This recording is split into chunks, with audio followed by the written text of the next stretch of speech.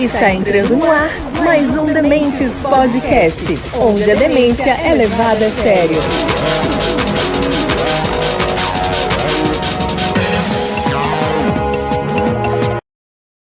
Eu não gosto do Bruno. O meu negócio é com Velk.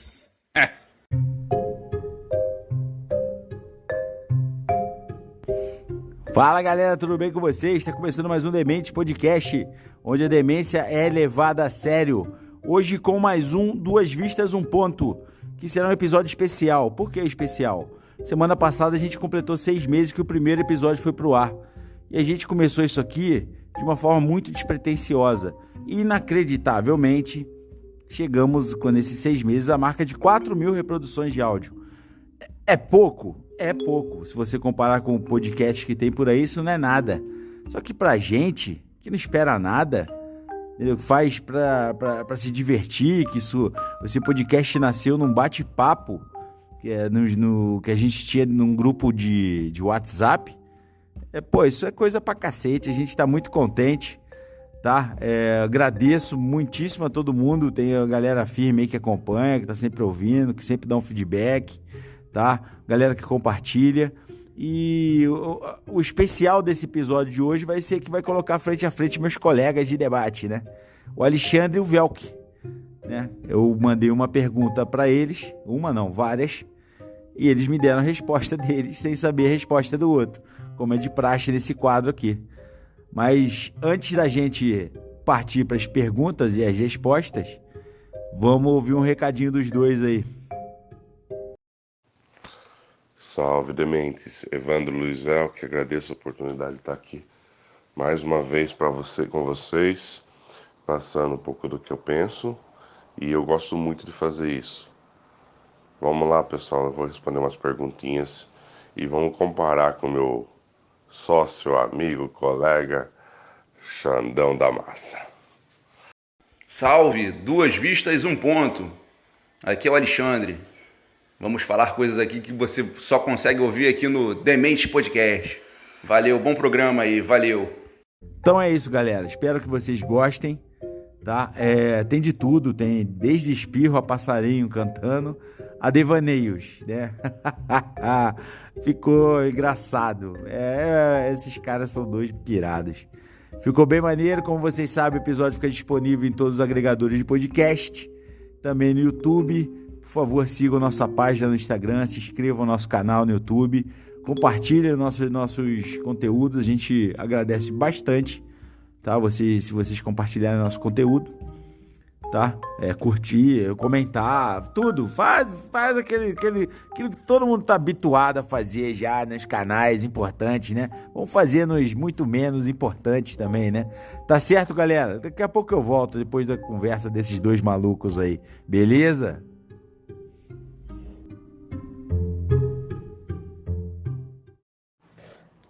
O Brasil se encontra dividido. Ambos os lados se declaram como salvação, ao mesmo tempo em que atribui, ao lado contrário, toda a culpa pelo estado lastimável que nos encontramos no momento. Mas o Brasil não começou em 2003 ou 2016. Como república, existimos desde 1889. Já tivemos quase todo tipo de governo imaginável. Eu pergunto, o Brasil tem uma cara?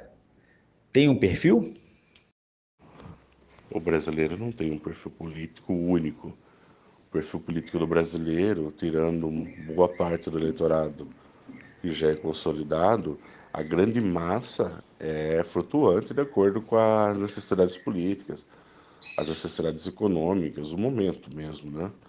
E isso é assim desde a República Nova.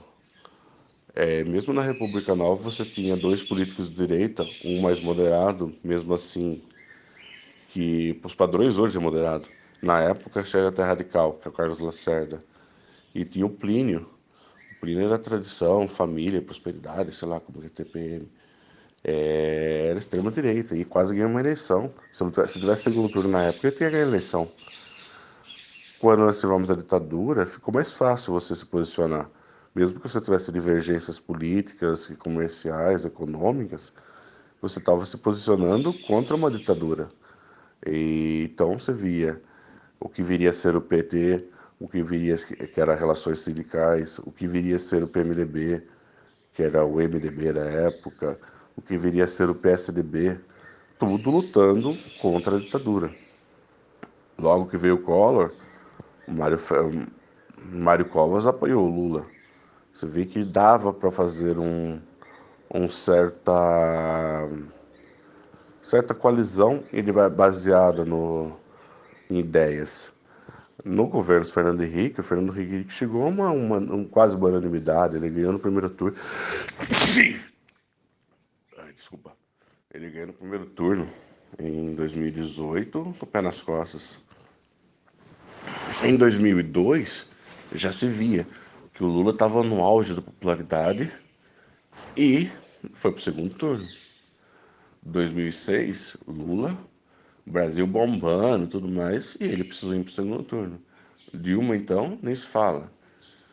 Depois disso, a radicalização começou mesmo contra José Serra em 2006. Começou a radicalização política, aquela 2010, que ele apelou por valores, citou que a Dilma ia legalizar o aborto, coisa e tal.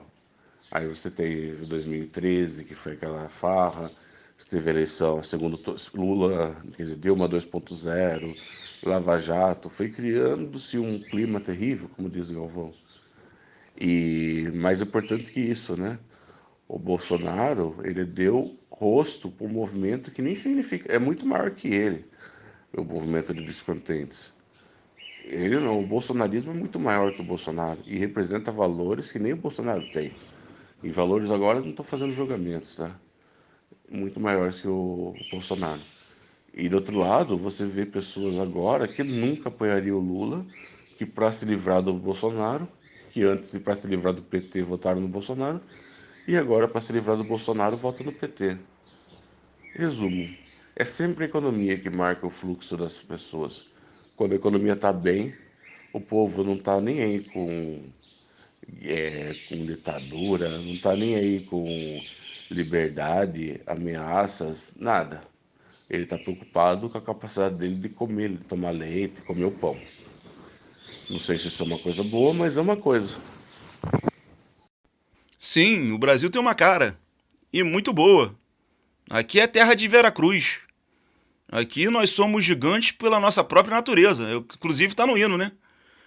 Nós somos a união de nativos com imigrantes. A gente tudo de bom. O problema é o perfil, né? O perfil que pega um pouquinho, porque a gente tem características boas, né? A gente é um povo que, rala pra caramba, um povo trabalhador. Nós somos pacíficos, né? Um povo que não é de muita guerra. E a gente também tem bom humor, né? A gente faz piada de tudo. Seja bom, seja ruim, a gente tá fazendo piada, cara. Não alivia, não. Agora, das coisas ruins é o seguinte, a gente tem um pouquinho de inveja, né? Quer ver uma coisa da inveja? Quem dá certo no Brasil, ou foi por causa de um milagre divino, ou por causa de alguma trama diabólica. Vou dar um exemplo aqui. O vizinho, seu vizinho aí, meu vizinho, seu vizinho, comprou uma BMW nova, conversível, 0 km. Automaticamente a gente pensa assim, ganhou na loto. Ah, não, isso aí é loteria, certeza, ganhou na loto. Ou tá envolvido em alguma coisa errada, cara. Como esse cara conseguiu essa BMW nova conversível? Né? A gente nunca pensa que o cara trabalhou, se arriscou, correu atrás, quis a BM, né? A gente tem esse probleminha aí, isso dificulta as coisas. Como é que o país pode dar certo se quem dá certo no Brasil é considerado meio que malfeitor? É alguém que, é um vilão, é alguém que está explorando alguém. A gente tem esse problema cultural no país. Outra coisa que a gente também, que eu não gosto, é que a gente meio que ignora a nossa história. A gente ignora a nossa história, tanto como país e até mesmo como família. Se eu perguntar para todo mundo que está ouvindo aqui o nome do pai, do avô, ou o pai do avô, do bisavô, pronto, aí já era, né? Nome de bisavô, pai do avô, realmente difícil alguém saber. Sabe que veio lá da Europa, veio lá da Ásia, veio da África, veio de algum lugar, mas o que fazia, como é que vivia, realmente vai ficar difícil de responder essa questão. Nós não conhecemos nossos avós, muito menos bisavós. E, aliás, não queremos nem saber. Não vou comentar do jeitinho brasileiro, né? Porque, pô, todo mundo já sabe aqui, pô, não vou ficar, pô, gastando tempo, castigando vocês com tempo. A gente tem uma coisa também que é terceirizar nossos problemas. Brasileiro precisa que o governo venha e amarre seu cadastro do sapato. A gente é assim, né? Temos esse probleminha aí. É coisa que a gente tem que resolver, a gente fica contando com os outros. Sempre são os outros que têm que resolver todos os problemas. E a última coisa que a gente tem que não é muito bom é a gente deixa tudo para a última hora, né? Caramba, imposto de renda é o último dia, chegar na festa chega atrasado, sempre o Uber tem que estar correndo, o táxi tem que estar correndo 1.000 km por hora para a gente não atrasar muito, que já está atrasado, né? A gente tem esse problema aí. Você vê, o Bruno mandou essas perguntas para me responder. Pô, tem umas 2, 3 semanas. Eu estou respondendo agora correndo para entregar, para ele montar e publicar no site. Foi mal aí, Bruno. A gente é atrasado, né, cara? Deixa tudo para a última hora. Agora vamos falar um pouquinho da nossa política, né? Antes eu queria dizer que a democracia, que é o que a gente busca, é o sistema pelo qual o povo escolhe o seu tirano opressor. Democracia serve para isso aí. O povo escolheu o seu tirano e o seu malvadão predileto. A nossa origem como Estado é portuguesa. A organização do governo, desde a independência, se faz muito eficiente em cobrar impostos e muito ineficiente na coisa do serviço público, né? Mas para cobrar imposto eles são bons. Nossa Senhora. Tudo chega na hora certinho. Impressionante. Outro ponto interessante que eu queria falar aqui da nossa característica, se a gente é um país dividido, eu não acho que a gente seja um país dividido, não. Segundo os últimos censos do IBGE, a maioria esmagadora da população brasileira é formada por cristãos e conservadores, né? Ponto de exclamação. Aí eu te pergunto, você, cara ouvinte, cadê o Partido Cristão Conservador? 200 anos. Cadê esse partido? Né? Então, na ausência desses representantes no poder da população, que é cristão conservador, que não tem partido assim, o inimigo se aproveita disso. Ele usa a tática de dividir para conquistar. Como não tem representante, ele vai lá e se mete no meio e divide. Né? Essa tática é antiga. Como é que a serpente foi lá no Adão, não arrumou nada. Aí separou da Eva, foi lá na Eva e aí teve sucesso. Dividir para conquistar é certeza de sucesso. Tranquilo. Isso aí não é privilégio só nosso, não. O mundo inteiro tá assim. Essa divisão aí, esse país. A questão aqui é a seguinte: direita e esquerda. O país está dividido entre direita e esquerda? Eu acho que não tá, não, porque é o seguinte: brasileiro adora viajar para visitar parente. Brasileiro adora sair do Rio de Janeiro e ir para o Nordeste, ir para o Sul, ir para Manaus, para visitar parente. Eles também, vir para o Rio de Janeiro é uma festa. Todo mundo gosta de sair do Mato Grosso, ir para a região Sul para visitar parente, ou para o Nordeste. A gente é assim. Divisão que eu acho seria entre os curdos, né? São povos que vivem em outros países e são perseguidos. Os muçulmanos são divididos entre xiitas e sunitas. Esses são divisões, né? Povos perseguidos. Os judeus, né, os palestinos, ali tem divisão.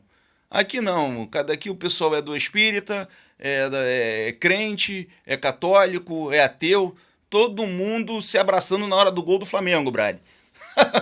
Carnaval é aquela festa. O que a gente tem aqui mais é briga de Fla-Flu mesmo, vai ter uma eleição aí, tem uma galera aí. É porque a galera que direita e esquerda, a galera da esquerda, quem controla é muito pouca gente, mas eles falam muito, e o cristão é meio quieto, né, cara? Vai ficar vendo, vê mais do que fala, fica quieto, né? E a esquerda grita muito, toma os meios de comunicação, eles falam muito, e é isso aí que tá pegando. Porque se tirar mesmo, porra, não dá nada. A questão é essa aí, direita e esquerda, tu acha que é...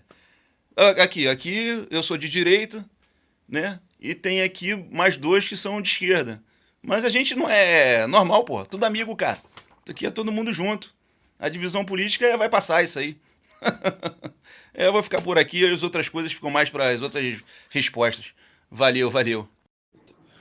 A internet veio e faz parte do nosso dia a dia. Uma porta de entrada para uma infinidade de informações e conhecimentos. É um local com poucas regras e quase nenhuma barreira. Você encontra desde receita de bolo até como montar uma bomba. Com potencial capacidade para ampliar o conhecimento, acabou se tornando o oposto, limitando as pessoas a determinados nichos. Qual o papel da internet nesse momento em que vivemos e o quanto ela te influencia? Então, na realidade, eu acho o reducionismo só falar do papel da internet, porque ao mesmo tempo os grandes portais, as grandes notícias, os artigos científicos também estão lá. Eu acho que se você for falar redes sociais e autores apócrifos ou totalmente tendenciosos como existe, isso não me influencia quase nada. Muitas vezes eu sigo pessoas que pensam igual eu, penso diferente para ouvir opinião, mas a maior parte da minha opinião é formada por livros que, mesmo os online, eu tento buscar fontes qualificadas. Então eu não caio nesse reducionismo. A internet influencia negativamente. Até porque todo o acervo do Google acadêmico está lá à disposição e muita gente, lá tem pesquisa séria sobre o Covid, por exemplo, e muita gente caiu no WhatsApp da tia-avó.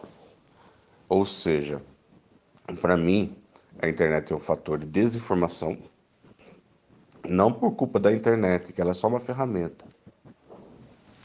mas por grande parte da ignorância das pessoas e até pela má fé dos produtores de conteúdo. Eu percebo que é muito confortável para algumas pessoas acreditar no que lê, porque fala exatamente o que ele quer ouvir. E isso serve para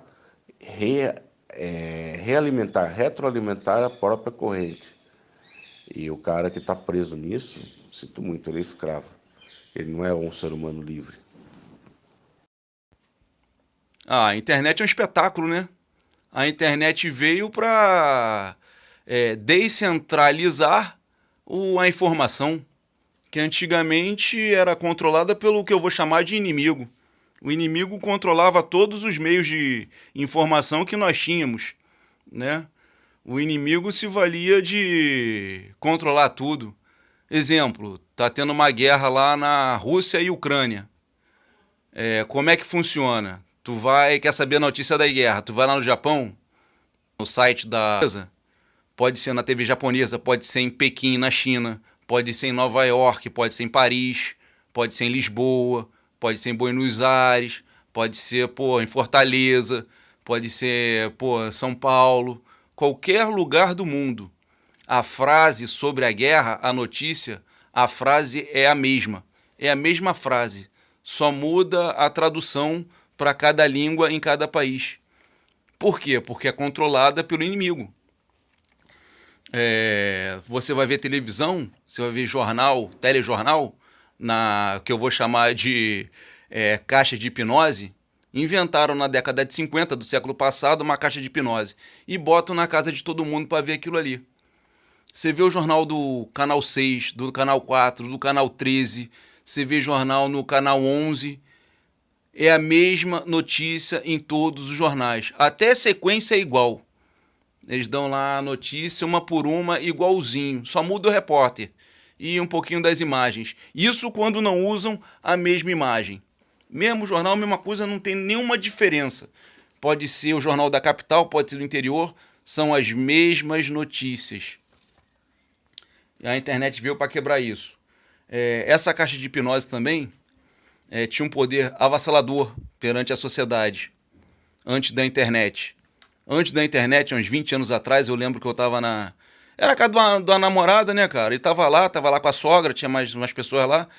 E na novela das 8, antigamente era a novela das 8, agora é das 9, né? 9h30 da noite, a atriz vira na novela e fala alguma coisa relacionada a um clique e um flash. Acho que ela falou, na minha vida tudo é um clique, é um flash, alguma coisa assim. Beleza. Falei, pô, que frase boba, cara, que merda. No outro dia de manhã, duas mulheres normais, lógico que é normal que eu tô falando, o normal é que tá no meio da rua, né, tá 30 anos mais ou menos, uma vira pra outra e fala assim, na minha vida cada clique é um flash. Exatamente a mesma coisa que ela ouviu na novela há poucas horas atrás. Uma coisa instantânea. O controle era muito grande. Você vê aqui no Rio, eu tô aqui no Rio, e às vezes tem problema de invasão de guerra no morro, né, de favela, e a polícia vai e tem que separar a guerra. Aí vem a televisão no seu repórter e bota o especialista. Estamos aqui agora com um especialista formado na USP, tem curso de guerra na Europa, ele participou da guerra lá do Iraque, ele tem participação também lá nos Estados Unidos e não sei o que. O cara é um especialista de guerra, cientista político. Eles gostam de usar esse nome também, cientista político.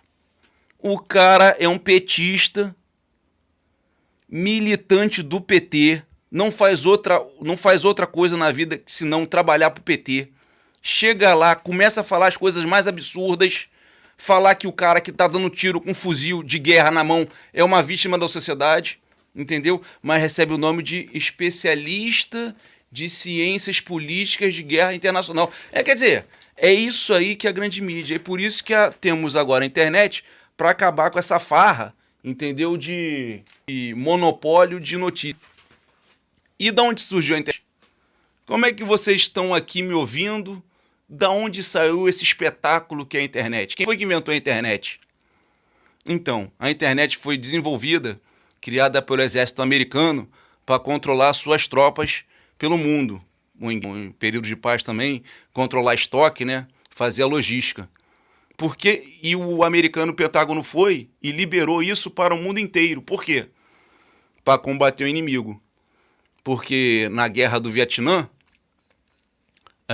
vou falar aqui uma informação que provavelmente você nunca ouviu falar nisso, não vai nem acreditar de primeiro, mas primeiramente você não vai acreditar, mas foi o que aconteceu. O exército americano não perdeu nenhuma batalha em solo via dinamita.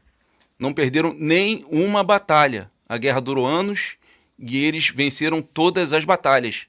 Morreu 1 milhão de soldados via dinamitas e acho que foram 12 mil mortes ou 24 mil mortes de soldados americanos, né? É uma pena, não tem jeito, guerra é guerra.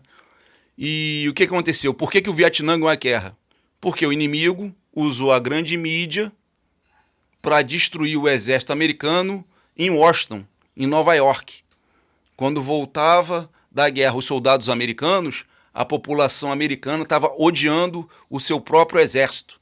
Os soldados pousavam, aterrissavam em solo americano, sendo vaiados, humilhados, uma coisa assim triste, porque a mídia botou na cabeça do povo americano, através da mídia, da caixa de hipnose, que é a televisão, jornais, que a guerra era uma coisa errada, era isso, milhões de motivos eles inventaram para destruir o exército americano. Por isso que o exército americano liberou a internet para gente, para descentralizar as informações. Talvez isso aqui vai ser a melhor coisa que você ouviu nesse programa aqui, né, cara? Valeu aí. Quem quiser conversar, tem comentário aí embaixo. Vamos bater um papo legal. Valeu. Você tem um lado, e seu lado se opõe quase que visceralmente ao lado contrário. Quem acompanha o Demente Podcast já sabe sua posição, qual que é o seu lado. Mas eu quero fazer diferente. Eu gostaria que você elencasse 3 características positivas do lado contrário. Se você está falando do lado contrário, como uma direita tradicional, uma direita atrelada a valores como o liberalismo econômico, uma direita ligada à austeridade financeira, tudo, eu consigo citar muito mais que 3 características positivas. A própria austeridade financeira, você precisa ter alguma certa austeridade para certo controle das contas públicas, para poder fazer o desenvolvimento social. você tem que ter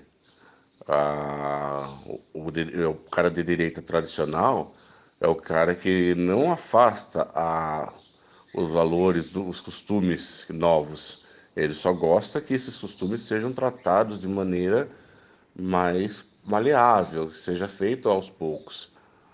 Então, esse conservadorismo, muitas vezes eu me identifico com ele. Não dá para você forçar a barra com as novidades de comportamento, porque a sociedade não está preparada e pode quebrar. E também a questão de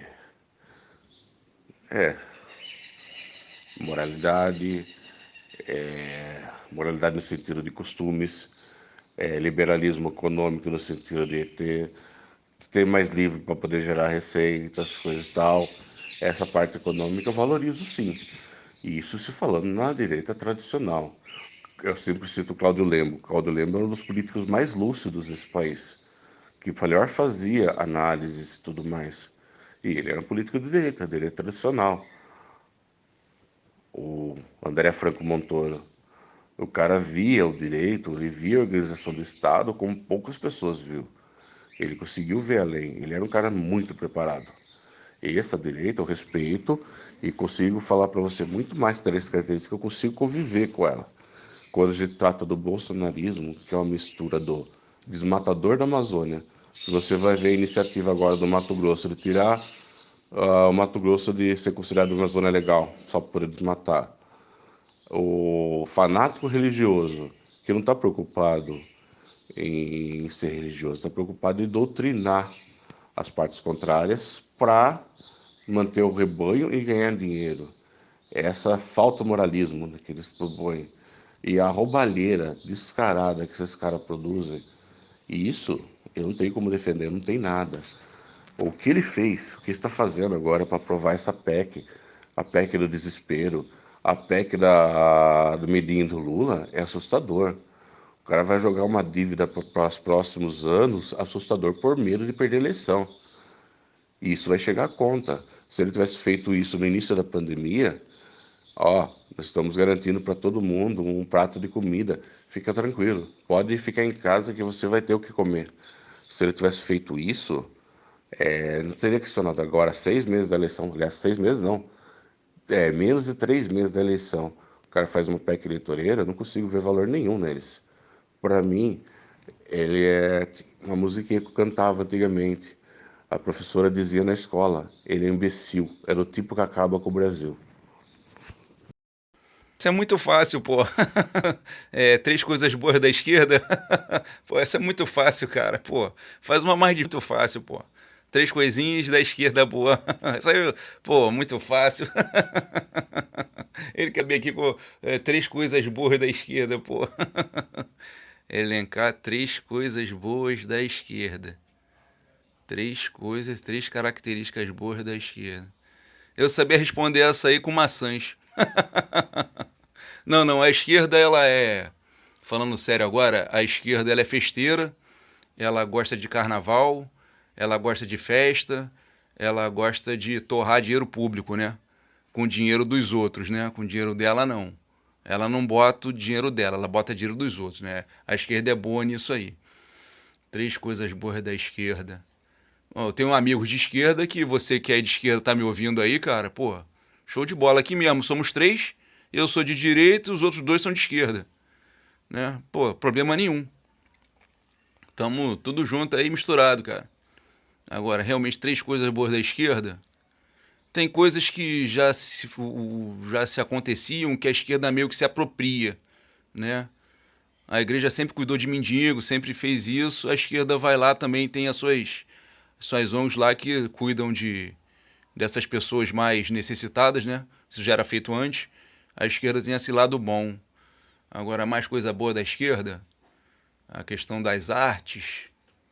Até parece que eles são bons de arte, mas depois a coisa fica chata, né? A esquerda era muito boa, a arte da Rússia era um espetáculo. Entrou a esquerda, meio que neutralizou a cultura da Rússia, né? Moscou sempre foi um polo de cultura e agora a esquerda meio que, pô, estagnou, né? a coisa lá. O que mais que tem bom da esquerda, cara? Porra, coisa difícil. Sei lá, não sei. Coisa boa. A esquerda é o seguinte, as pessoas acham que são boas. Não sou de esquerda, que eu não sou do malvadão, né? Eu sou do lado do bem. Mas quando você vai ver lá, quem tá tomando conta desse bem aí é um psicopata, bandido, assassino perigosíssimo, cara. Muito perigoso mesmo. O que é bom de esquerda? Tráfico de drogas? Por que eles querem liberar as drogas, né? De repente a esquerda quer assassinar, quer que mamães assassinem seus bebês dentro das suas barrigas. Eles acham isso uma coisa boa. Impressionante, cara. Pô, outro dia teve um problema aí no Brasil aqui, que uma menina tinha 11 anos, 12 anos. O pessoal da esquerda tira, mata logo, mata. Não, daqui a pouco vai nascer, não deixa nascer não, mata. A esquerda é assim, eles já tava com mais de 7 meses o bebê. Quer dizer, já era uma vida, eles querem... É porque quando eles falam, olha só, quando a esquerda fala que quer liberar as drogas, não, o problema não é a droga. O problema não é o aborto, não é matar o bebê, a pessoa viva. O problema da esquerda é o livre-arbítrio. Eu posso fazer o que eu quiser da minha vida. Eu posso me drogar porque eu sou livre para me drogar. Eu sou livre para tirar essa vida que está aqui. É esse aí que é o problema da esquerda. É com isso que eles mexem. E as pessoas, né, sem saber do problema, né? Não, sou de esquerda. Sou de esquerda. Não sabe o que tá fazendo. Tu tá atrás de um psicopata sanguinário, uma coisa horrorosa, uma organização criminosa que tá querendo, acabar com a tua vida. Então, presta atenção um pouquinho, tenta estudar um pouquinho e sai dessa, brother. Negócio aí, não dá certo não, cara. Valeu. As Forças Armadas ganharam nos últimos anos novamente um papel político. No Brasil é recorrente que isso ocorra. Temos 1889 e 1964 como um dos exemplos. Assim eu pergunto, qual deve ser para você o papel das Forças Armadas? Cuidar da defesa das fronteiras, ser agente político ou ambas? Óbvio, né? E você citou isso, você tem outros movimentos. A própria Proclamação da República, o tenentismo da década de 20, todos eles foram movimentos políticos criados pelas Forças Armadas que geraram um descompasso na política, porque eles têm o peso que eles não deveriam ter. O papel das Forças Armadas é o que está marcado na Constituição. O poder não emana das Forças Armadas, o poder emana do povo. As Forças Armadas estão lá para servir o povo. E servir o povo não é servir político A, político B, político C. Servir ao povo é servir ao Estado. As Forças Armadas são órgãos de Estado, não de governo. É isso que nós estamos falando. E as Forças Armadas, se um general fizesse no Brasil o que o Braga Neto fizesse nos Estados Unidos o que o Braga Neto fez, ele estava preso. É insurreição total. É absurdo o que eles estão fazendo.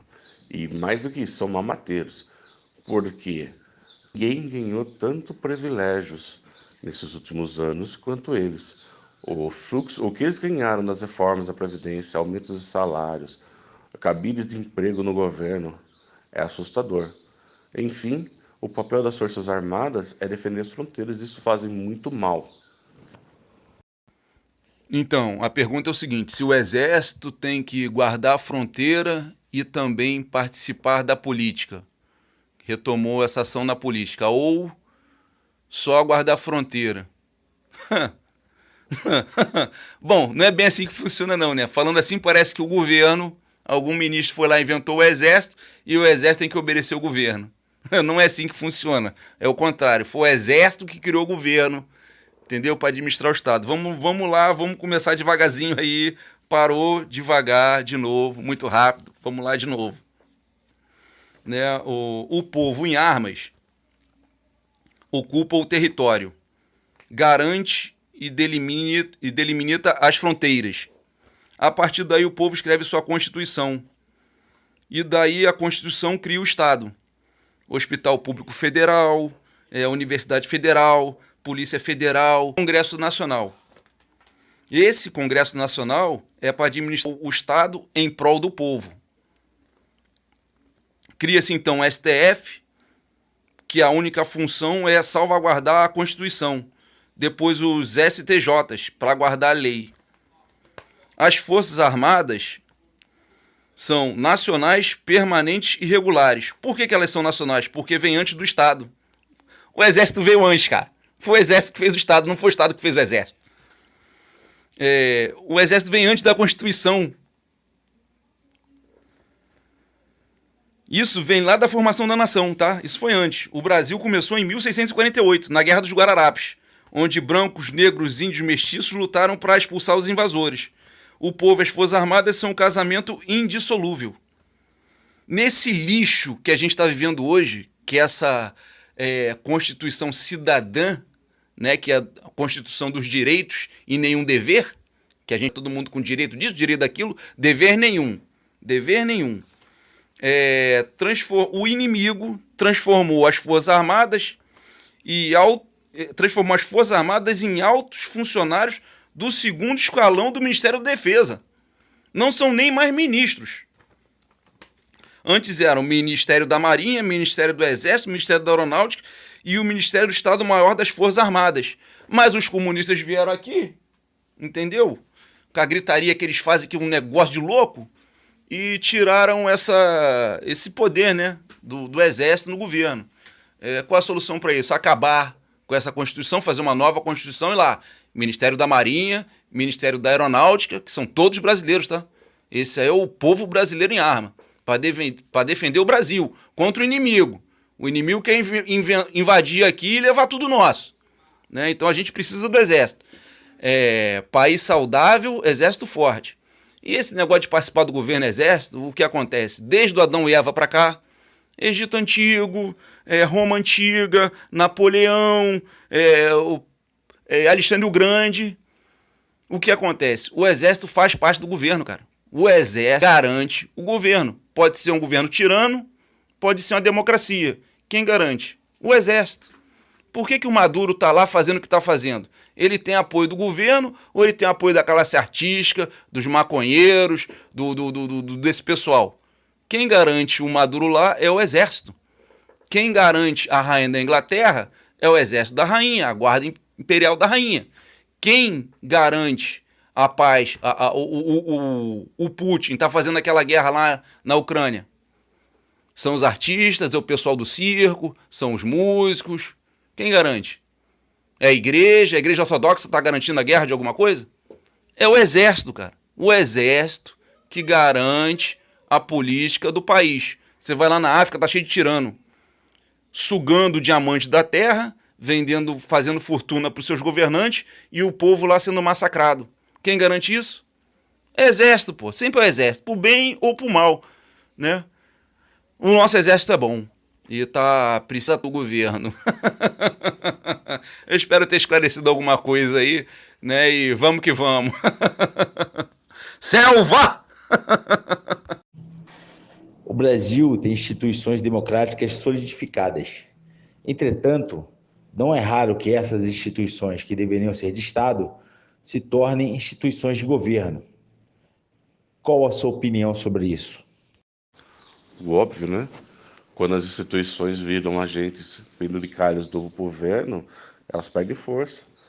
Quando o MP vira o inventador-geral da República, ele perde a própria credibilidade para fazer a função típica dele. Quando o Exército toma um lado numa eleição, que aliás a gente tem que ver se é o Exército mesmo ou se é meia dúzia de generais. Quando as polícias tomam um lado, você perde sua relevância. Como que você pode ter credibilidade para agir? Enfim, as instituições, e isso é o que eu discordo de você, eu não acho elas tão sólidas, não. Se elas fossem sólidas, teríamos tido respostas diferentes para várias crises que a gente teve nos últimos anos. Instituições democráticas solidificadas do Estado. Não tô vendo isso não, cara. Eu tô vendo uma bagunça generalizada. uma bagunça do que o que eu quero é mais importante para mim, farinha pouca, meu pirão primeiro. É isso aí que eu tô vendo. Eu não tô vendo nada democrático ou solidificado, não. Eu tô vendo gangues se locupetrando, parasitando o Estado. É isso aí que eu tô vendo. Eu não tô vendo. E quando vai participar do governo é para roubar. Isso aí é, pô, ou para derrubar o governo, para fazer coisas para eles, ou dar incentivo pro governo roubar mais. É isso aí que eu tô vendo. Se eu ou acreditar nisso aí, instituições solidificadas, democráticas, democrático o que é? Poder do povo. O que o poder do povo está participando? Além de pagar imposto e jogar fora. Eu prego o Estado mínimo, cara. Eu, por mim, acabava com metade dessa bagunça aí. Você quer ver? Você amigo aí que tá nos ouvindo. Entra aí na prefeitura aí da tua casa, vai lá. Qualquer lugar do Brasil, vai lá. Você vai ver um monte de gente não fazendo nada. Um monte de gente parasita. Quando você vai pro judiciário, a coisa piora. O promotor chegar lá, né? Tô falando aleatoriamente, né? Ah, tem muito trabalho, não tô aguentando, tem muito trabalho, preciso de fé, tô precisando de fé, tem muito trabalho. Uma coisa assim, o que faz o Estado? Abre mais vagas. Para você arrumar uma pessoa boa no Estado para trabalhar, você contrata 100. Aí fica um trabalhando, 99 mais recebendo. E a gente pagando isso tudo, cara. Essa galera aposenta depois, então tem que fazer o quê? Para democratizar. Primeira coisa é privatizar tudo. Procurar o Estado mínimo. Pô, mas mandar embora de, pancadão, Brian. Pô, quem trabalha tipo assim, Banco do Brasil? Vamos lá, Banco do Brasil. É um espetáculo trabalhar no Banco do Brasil. O Banco do Brasil tem uma instituição chamada Psicólogos. Tem a Psicologia do Banco do Brasil. É maior do que o Banco do Brasil. Quem não quer lá passar 6 meses em casa, tá com um problema de existência, sei lá, algum problema psicológico. Não tô vendo nenhuma instituição solidificada democraticamente aqui, não. Tô vendo uma bagunça e tudo que eles fazem é para se autopromover. É isso aí que eu tô vendo. Desculpa aí, não posso nem responder essa pergunta porque é um absurdo falar instituição solidificada num país que nem o Brasil. Isso aí, pô, realmente é uma coisa que, pô, só saindo muito do sério, cara. Tem que levar na brincadeira porque sério não pode ser. Eles fazem acordo com o governador e só salários, pô, maravilhosos, né, cara? 14º salário, uma festa, 3 férias por ano e o povo só pagando muitos impostos. Tem nada solidificado não, solidificado é a bagunça. Valeu aí, abraço aí. Vamos para outra. A Constituição Federal de 88 prevê a divisão entre os 3 poderes. Eles são interdependentes entre si. Só que ultimamente aumentou a interferência entre eles, o que acirrou o debate público em relação às atribuições de cada um dos poderes. Questiono, esse modelo ainda é viável ou deve existir um outro? E como seria esse outro modelo? Então, na minha modesta opinião, tudo tem um equilíbrio. E esse equilíbrio muitas vezes demora para você perceber. O desequilíbrio político brasileiro começou em 2016, quando Cunha armou o impeachment e produziu as pautas bombas, produziu os orçamentos positivos para reduzir a influência do executivo no legislativo. Isso gerou uma cadeia de eventos que culminou no estado que nós temos hoje. Culminou em um judiciário muito mais agressivo, culminou no Lava Jato, que levou uma desacreditar nas instituições políticas, culminou num executivo que vive ameaçando desobedecer ordens judiciais, não porque elas são inconstitucionais, porque discorda delas. E mesmo se fossem inconstitucionais, não é o papel dele declarar a inconstitucionalidade. O papel é do judiciário, está lá na Constituição. Você vê, o que as pessoas esquecem é que esse governo vai passar. E se o próximo governante escolher fazer a mesma coisa? Escolher, independente se é o Lula, se vai ser o Ciro, se vai ser outro. Se o próximo governante decidir dar indulto para aliados políticos presos, ou a oposição poder reclamar. Se o próximo governante começar a nomear pessoas sem o notório saber jurídico só para atender aliados? Se o próximo governante privilegiar, em vez da igreja evangélica, a igreja católica, por que não? Ele abriu uma série de ilegalidades, imoralidades, que você vai demorar para estancar. Então, de certa maneira, eu tenho comigo que, partindo do princípio que o Lula pode ganhar a eleição, primeira dificuldade dele é ganhar a eleição. Segundo, é tomar posse, dado ao nível de politização do Exército. Terceiro, ele governar, porque o Centrão não vai abrir mão do poder que ele ganhou desse orçamento secreto. E o dinheiro, ele faz a diferença nesse caso. Ontem, foi divulgada uma cidade que recebeu via orçamento secreto não sei quantos milhões. A cidade justificou o gasto com 430 mil extração de dentes. A cidade tem 14 mil habitantes. Dava pela conta... Não, tem um pouco mais, desculpa. Mas dava uma conta que cada mulher, homem e criança teriam extraído 14 dentes cada um. Tudo com o dinheiro do orçamento secreto. E aí, esses políticos do Centrão, eles vão abrir mão dessa farra? Como que o Lula, ou o Ciro Gomes, ou quem quer que seja, vai domar o Congresso? Vai domar... vai ser com dinheiro? Vai ser com pressão política? Essa articulação depende muito de pessoas, e isso é um sinal de enfraquecimento da República. Quanto à mudança do regime, eu não tenho esperança disso não. Até porque nós estamos vivendo numa época que o Congresso Nacional é muito ruim. Muito xixelento e muito ladrão.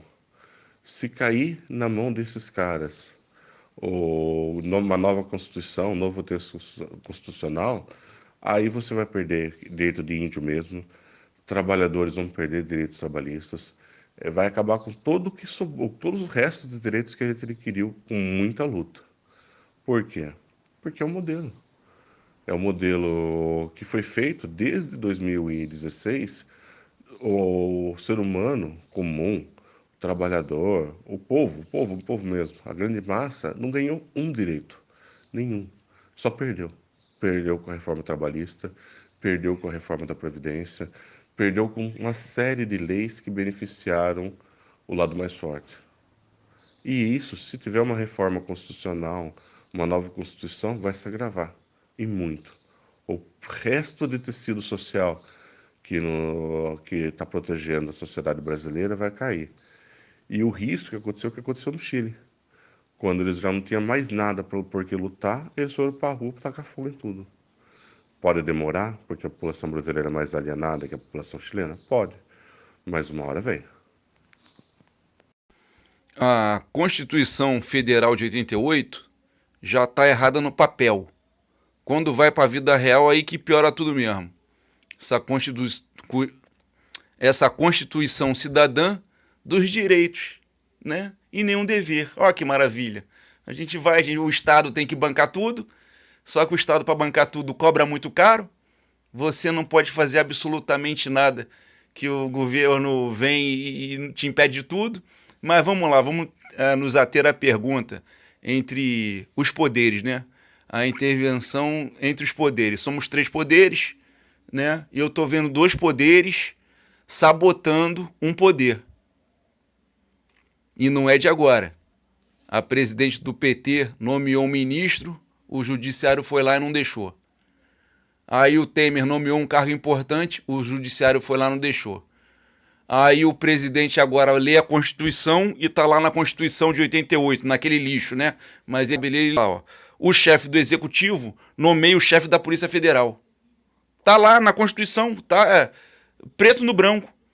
Mas aí o judiciário vai lá e não deixa. Ah, mas o judiciário atendeu a um pedido de um partido, de um parlamentar. Então o parlamentar está interferindo no judiciário e no executivo. Tá tudo errado. Chega, né? Deu, né? A dica é o seguinte: fazer o que para melhorar? Parar de cavar buraco. Tu tá cavando buraco, para de cavar o buraco e vamos tentar tapar o buraco, que, pô, não tá ficando difícil. Como sair disso? Fazendo uma Constituição nova, né? uma Constituição baseada em experiências da história humana. Tem um monte de país aí com Constituição boa, com ideias boas.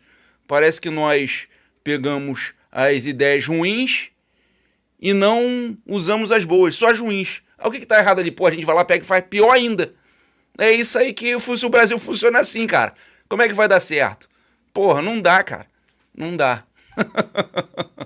Vamos tentar uma nova Constituição com pessoas, pessoas boas pra melhorar isso aí, que não tá legal não. Valeu.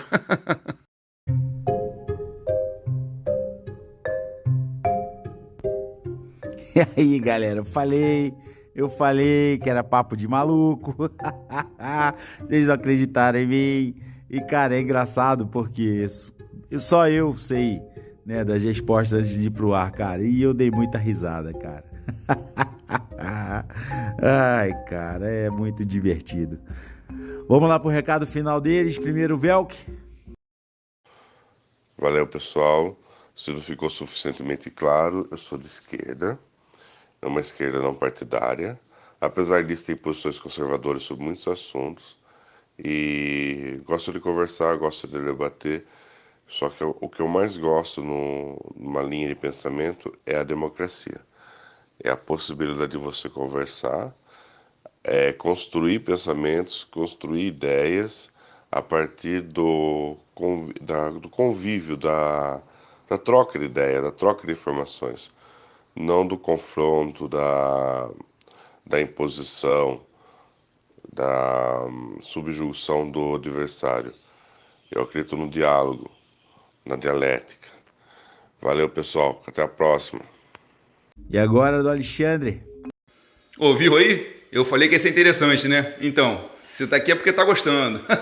Faz favor pra gente, compartilha aí, pode fazer perguntas aí nos comentários. Valeu, Velk. Obrigado aí, Bruno, pela oportunidade. E vamos que vamos. Abração aí, Demente. Valeu. Então é isso, galera. Muitíssimo obrigado. Obrigado por a galera que tá sempre presente aí, fortalecendo aí. Muito obrigado mesmo. A gente se diverte bastante fazendo isso aqui. Isso é o que importa, né? Se você fizer algo sem se divertir, não vale a pena. Isso aqui é muito divertido. O Velk uma vez falou, enquanto estiver divertido a gente vai fazendo. E tá muito divertido. E eu aprendo muito, muito mesmo, porque para cada quadro que eu faço, pra fazer essas perguntas imbecis, eu tenho que ler, né? Pra você ver, a pergunta é imbecil, eu tenho que ler bastante. Mas, cara, é legal. É muito legal, valeu, galera. Vou parar de falar que tô falando pra cacete já. Grande abraço pra vocês, até domingo. Fui! Dementes Podcast, onde a demência é levada a sério.